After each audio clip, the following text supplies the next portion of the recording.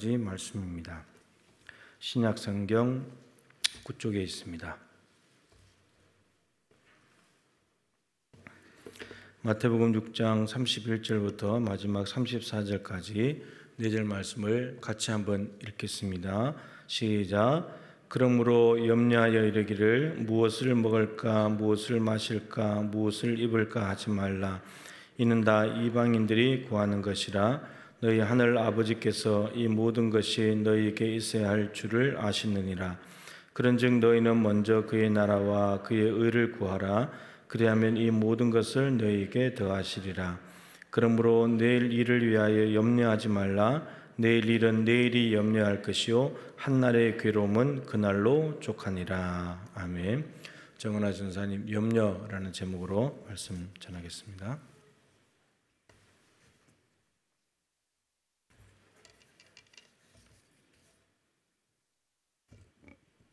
할렐루야, 반갑습니다.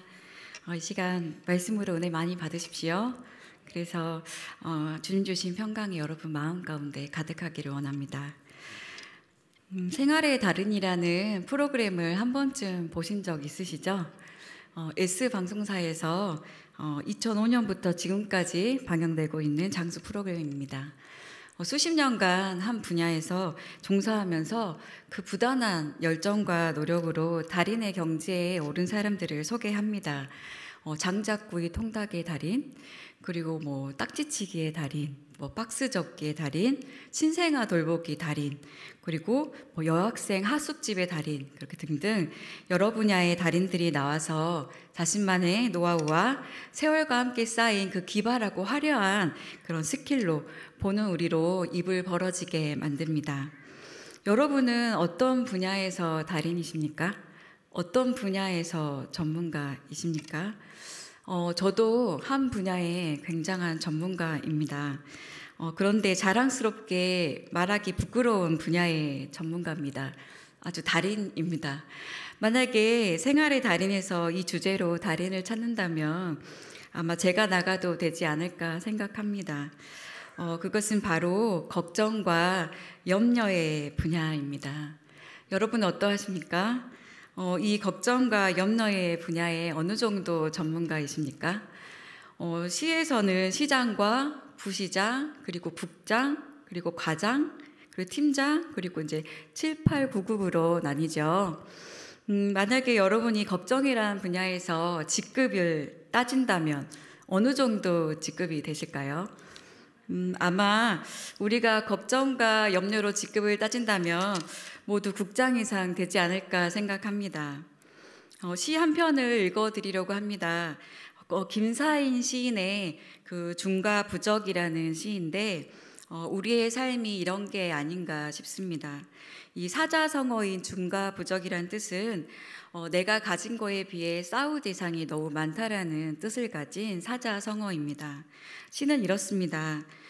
조카 학비 몇 푼 거두니 아이들 등록금 빠듯하다. 마을 금고 이자는 이쪽 카드로 빌려내고 이쪽은 저쪽 카드로 돌려막는다.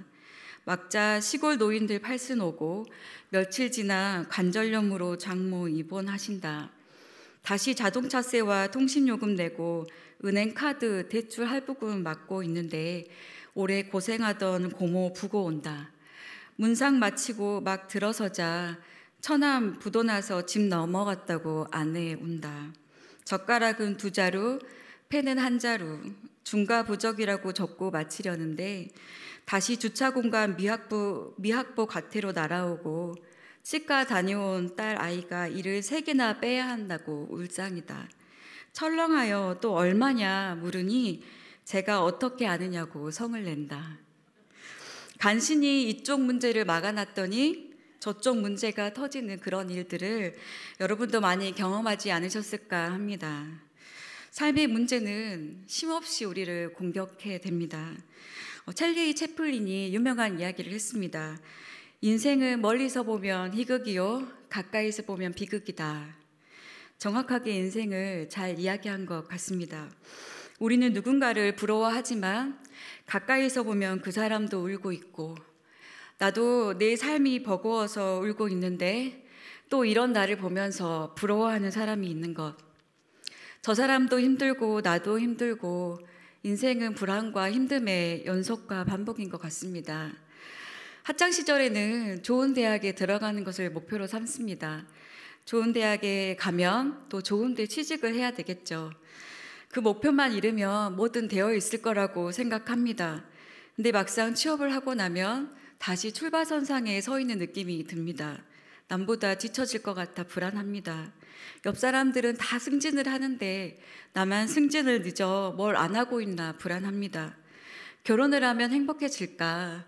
든든한 내 편이 생긴 것은 좋은데 감당해야 될 것이 너무나 많아지고 또 양쪽 집에서 이 문제 저 문제 터지고 자녀를 열심히 기르고 나면 부모님이 이제 아프실 때가 되고 자라나는 자녀들이 또 문제를 하나씩 입에 물고 들어옵니다. 삶의 모든 순간순간 염려와 걱정은 회오리 바람처럼 휘몰아칩니다. 오늘 우리가 읽은 본문에 예수님께서는 우리에게 명령하십니다. 염려하지 말라. 영어 성경은 이렇게 번역되어 있습니다. 생각에 사로잡히지 말라.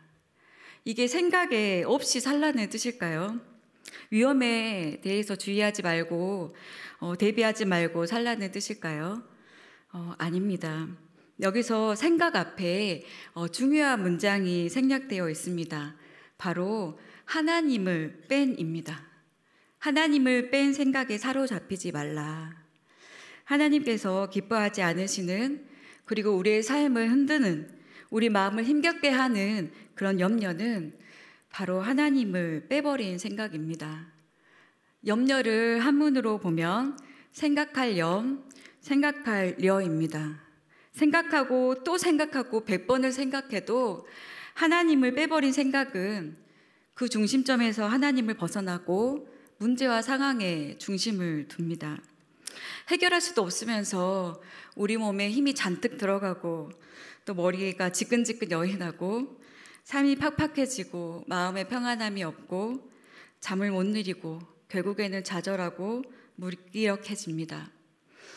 그러나 하나님께서는 이 파도처럼 계속 밀려드는 염려와 걱정 속에서 하나님의 자녀들이 그것으로 인해 휘둘리고 마음이 흔들리고 삶이 염려와 함께 휘몰아치는 것을 원하지 않으십니다. 우리가 이런 삶 가운데 어떻게 해야 될까요? 우리가 이런 삶 가운데 어떻게 해야 하나님께서 기뻐하실까요? 우리의 염려와 걱정을 어떻게 다스려야 할지 하나님께서는 말씀을 통해 친히 방법을 가르쳐 주십니다. 걱정과 염려가 밀려올 때 해야 될 첫 번째 방법은 하나님이 나의 아버지이심을 기억하는 것입니다. 오늘 본문 32절에 친히 우리에게 선포하고 계십니다. 너희 하늘 아버지께서 이 모든 것이 너희에게 있어야 될 줄을 아시느니라. 하나님이 내 아버지시다. 하나님을 날 사랑하신다. 하나님이 날 사랑하기 때문에 아버지이신 하나님이 날 책임지신다. 우리는 늘 생각해야 합니다. 저희 친정아버지께서 제가 어려움과 침체 가운데 빠져 있을 때 제 옆에서 오셔서 나지막히 말씀해 주셨습니다. 언제나 나는 네 편이다. 마음껏 네가 하고 싶은 것을 해봐라. 그 말씀이 종종 생각날 때마다 힘이 나고 자신감이 붙습니다. 나를 지지해주는 아버지가 계심이 살아가는데 정말 큰 힘이 됩니다. 비록 나를 도와주는데 한계가 있는 아버지의 이 말 한마디에도 힘이 나는데 모든 우주를 품고 계시고 나를 눈동자처럼 지키시는 내 머리털 수도 세시는 못하시는 게 없는 그 하나님, 그 하늘 아버지께서 이것이 너에게 필요한 것을 나는 다 알고 있어. 염려하지 마렴, 걱정하지 마렴. 이렇게 말씀하고 계십니다. 그 아버지는 우리를 얼마만큼 사랑하실까요? 로마서 8장 32절 말씀입니다. 자기 아들을 아끼지 아니하시고 우리 모든 사람을 위하여 내주시니가 어찌 그 아들과 함께 모든 것을 우리에게 주시지 아니하겠느냐. 이 세상에서 어느 누가 다른 이를 살리려고 자기 아들을 줄 수 있을까요?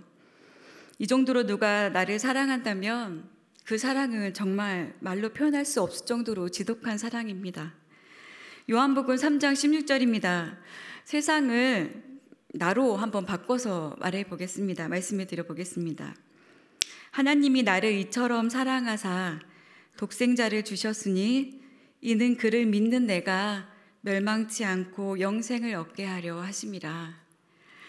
저 넓은 바다와 높은 하늘을 보며 여러분들은 무슨 생각을 하십니까?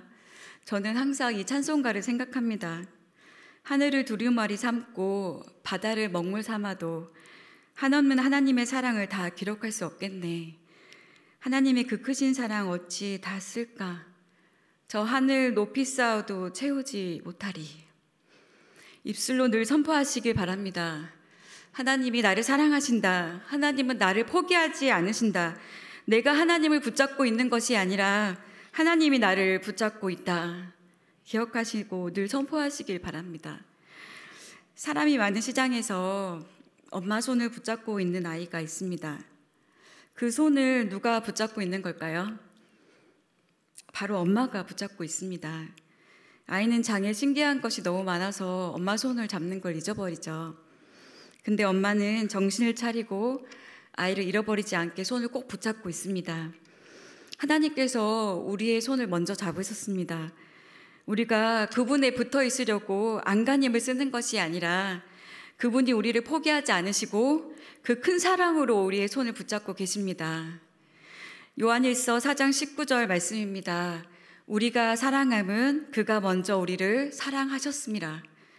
하나님께서 너를 사랑한다 말씀하십니다. 하나님의 자녀인 우리들을 향한 그 간절한 마음과 끊임없는 애침을 믿고 늘 기억하며 살아가는 우리가 되기를 원합니다. 인도는 종교 자유 제한 국가입니다. 인도는 지금 모디 정부인데요. 헌법상 종교적 자유가 보장되어 있음에도 불구하고 기독교에 대한 반대와 폭력이 일상화되어 있습니다. 성경을 공유하거나 기도하는 것도 장기적으로 징역형입니다. 인도는 힌두교를 믿는데요. 힌두교의 민족주의 목표에는 기독교인을 제거하는 것이 포함되어 있습니다. 최근에 16살 소년이 예수를 믿는다는 이유로 돌로 쳐 죽이고 시신을 훼손하고 매장했습니다. 그리고 마을에서 예수를 영접한 한 가정을 날을 잡아서 호수 얼음 위에 맨발로 17시간을 서 있게 만들어서 뇌손상을 와서 죽게 했던 사건도 있었습니다. 도대체 무엇이 이들을 용기 있게 만들었을까요? 무엇이 먹고 살 걱정, 세상 염려를 뛰어넘고 죽음에 대한 두려움을 넘어서 주님을 위해서 생명을 바치는 그 용기를 낼 수 있었을까요? 고린도후서 5장 13절에 바울이 말합니다. 우리가 만일 미쳤어도 하나님을 위한 것이요. 미쳤다고 표현합니다. 그래서 그 힘든 선교 여행도 핍박도 감옥에 갇힐 위험도 죽을 위험도 견딜 수 있었겠지요. 그래서 그렇게 할 수 있었던 이유가 미쳤다고 표현된 그 다음 절 고린도후서 5장 14절에 이렇게 기록되어 있습니다. 그리스도의 사랑이 우리를 강권하시는도다. 다른 번역은 이렇게 표현합니다. 그리스도의 사랑이 우리를 사로잡고 있습니다. 그리스도의 사랑이 우리를 사로잡으면 죽음의 두려움과 삶의 그런 절대절명의 위기에도 염려하지 않고 두려워하지 않고 담대히 주님만 바라보며 살아갈 수가 있습니다. 마귀는 계속 공격할 것입니다. 굉장히 논리적이고 이성적으로 우리를 넘어뜨리고 마음을 나뉘게 하고 그리고 하나님을 보지 못하게 눈앞이 아른거리면서 우리를 흔들 것입니다. 너가 지금 기도할 때니? 너가 지금 예배할 때가 아니야. 지금 잠이 오니? 너가 해결해야지. 너희 아이들 저렇게 가면 나중에 사회에서 도태되고 불행한 삶을 살게 될 거야. 사람 구실이나 할 수 있겠어? 사람들이 너를 인정하지 않을걸? 그 실력으로 되겠어? 네 힘으로 해봐. 삶은 결국 혼자야.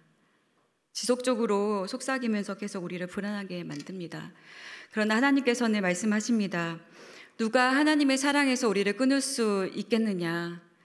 내가 확신하노니 사망이나 생명이나 천사들이나 현재일이나 장래일이나 능력이나 깊음이나 높음이나 깊음이나 다른 어떤 피조물이라도 우리를 우리 주 그리스도 예수 안에 있는 하나님의 사랑에서 끊을 수 없으리라.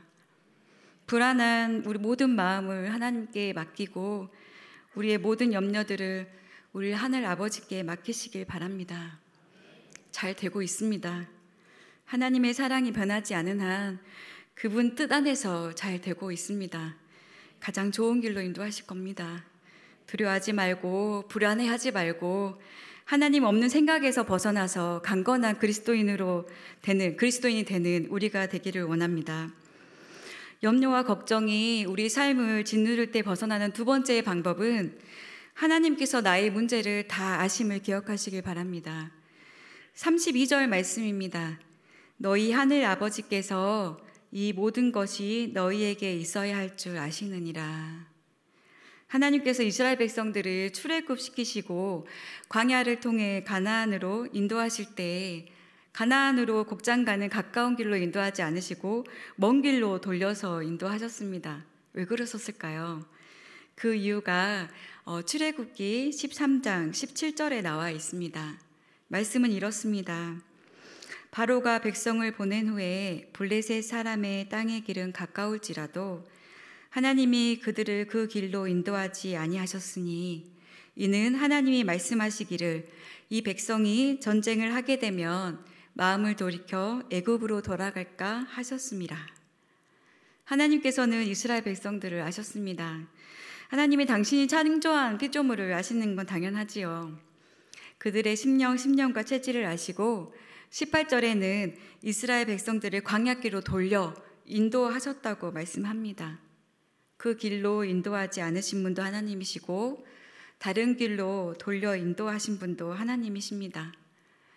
나를 제일 잘 아는 게 나인 것 같은데 사실 내 자신도 나를 모를 때가 많지 않습니까? 내 자신도 모르는 나를 하나님께서 제일 잘 아시고 또한 나의 앞길도 아시니 가장 좋은 길로 인도하실 겁니다. 우리에게는 나름의 인생의 계획이 있습니다. 근데 우리가 계획대로 되지 않으면 또 예상하지 못한 결과를 맞으면 우리는 당황해하고 마음이 조급하고 또 염려가 자꾸 생깁니다. 특히 우리 자녀를 키우는 엄마, 아빠, 부모님들은 더욱 경험하는 것 같습니다. 부모는 생각보다 해줄 게 많지 않습니다. 조언은 해줄 수 있겠지요. 또 도움 줄 수 있겠지요. 또 내 수중에 있는 재산 어느 정도 도울 수 있겠죠. 그러나 그 자녀의 곁에서 자녀의 걸음을 인도하시고 또 자녀의 마음을 주장하시고 그의 환경을 조성하시고 그의 인생을 키를 쥐고 계시는 분은 하나님이심을 믿으시길 바랍니다. 저희 부모님이 꼭 너 같은 자식 낳아라. 이게 축복의 말인지 아닌지는 잘 모르겠지만 저 같은 자식 낳아 길러보니 참 제 뜻대로 되지 않더라고요. 커갈수록 더 느끼겠지요. 내 자녀를 나보다 더 사랑하시는 하나님께서 그의 인생을 책임져 주실 줄 믿습니다. 그의 마음에 복음을 심고 예수 그리스도를 믿고 또 하나님 나라를 위해 쓰임받고 또 세상에 빛이 되는 자녀로 성장시켜 주실 또 좋은 길로 인도하실 그 하나님을 믿을 수 있기를 주님의 이름으로 축복합니다. 먼저 간다고 또 먼저 도착하는 것이 아님을 아시고 믿음의 눈으로 자녀가 가는 길을 축복하고 응원하며 기도하며 또 하나님께서 우리의 인생을 맡길 수 있는 그런 저와 여러분 되시기를 바랍니다. 그리고 아이들의 미래 그리고 우리의 미래를 오늘로 끄집어서 염려하지 않아야 합니다. 우리는 대부분 내일 때문에 오늘을 망가뜨리며 살아갑니다.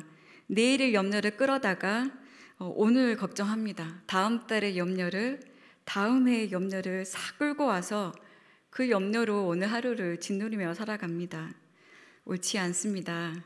오늘 말씀 속에 이런 비효율적인 우리의 삶에 대해서 하나님께서 한 말씀 하십니다. 우리 34절을 한번 같이 읽어보실까요? 34절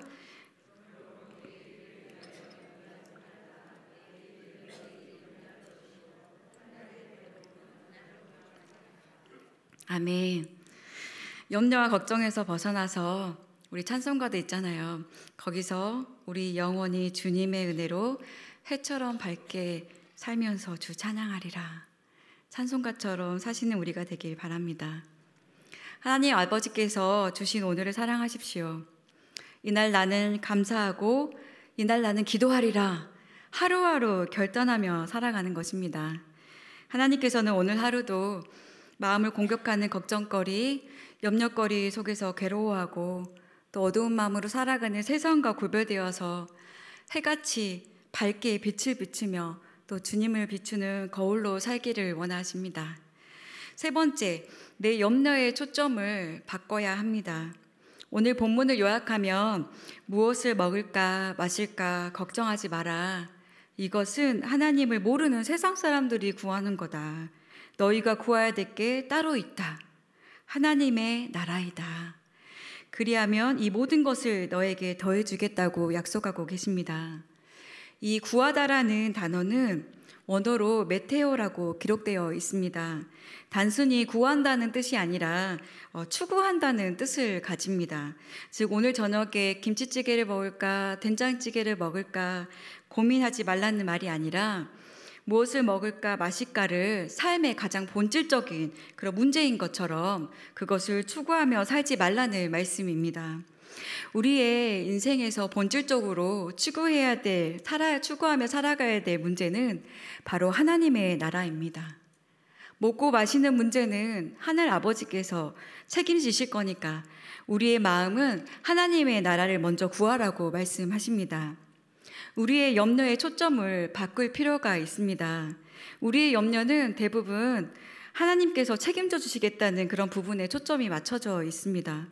걱정하지 말라는데 굳이 걱정을 해서 잠을 못 이룹니다. 우리의 염려의 초점을 하나님의 나라로 바꿔야 합니다. 하나님의 나라를 위해서 염려하고 고민해야 합니다. 성경에서 염려하라고 말씀한 두 구절이 있습니다. 그 두 구절은 사도 바울이 하나님의 나라를 위한 그런 염려입니다. 디모데전서 3장 7절 말씀드리겠습니다. 또한 외인에게서도 선한 증거를 얻은 자라야 할지니 비방과 마귀의 올무에 빠질까 염려하라. 즉 교회의 일꾼을 세울 때, 하나님의 사람을 세울 때, 교회를 세울 때 너희가 염려해야 된다라고 말씀하고 있습니다. 또 고린도후서 11장 28절에 또 염려하라고 말합니다. 그 염려 또한 하나님의 나라를 위한 것이었습니다. 이 외에 일은 고사하고 아직도 날마다 내 속에 눌리는 일이 있으니 곧 모든 교회를 위하여 염려하는 것이라. 성경은 염려 자체가 문제라고 말씀하고 있는 것은 아닙니다. 우리가 어떤 염려를 하고 있는가? 하나님이 책임져 주시겠다는 그 부분을 염려하는가? 아니면 하나님이 원하시는 염려를 하고 있는가? 먹고 사는 문제는 하나님이 다 아시고 책임져 주시겠다고 말씀하십니다. 너희는 먼저 그의 나라와 그의 의를 구하라. 그리하면 이 모든 것을 너희에게 더하시리라. 아멘. 오늘 집에 돌아가셔서 사랑하는 자녀들에게 이렇게 가르쳐 주십시오. 먹고 마시는 문제로 내시는 우리의 한숨을 자녀들이 먹게 하지 마시고 이렇게 말씀해 주십시오. 하나님의 나라를 위해 쓰임받고자 하는 소망이 너에게 있다면 하나님이 너의 인생을 책임져 주실 거야. 돈 버는 거, 재테크하는 거, 높이 올라가는 거, 남보다 앞서서 가려는 거, 그거 우선순위 하지 말고 하나님 나라를 위해 살아가렴. 우리를 사랑하시는 아버지이신 하나님을 함께 신뢰하자. 이렇게 말씀하시는 그런 우리 부모님 되시기를 바랍니다. 우리 찬양하겠습니다.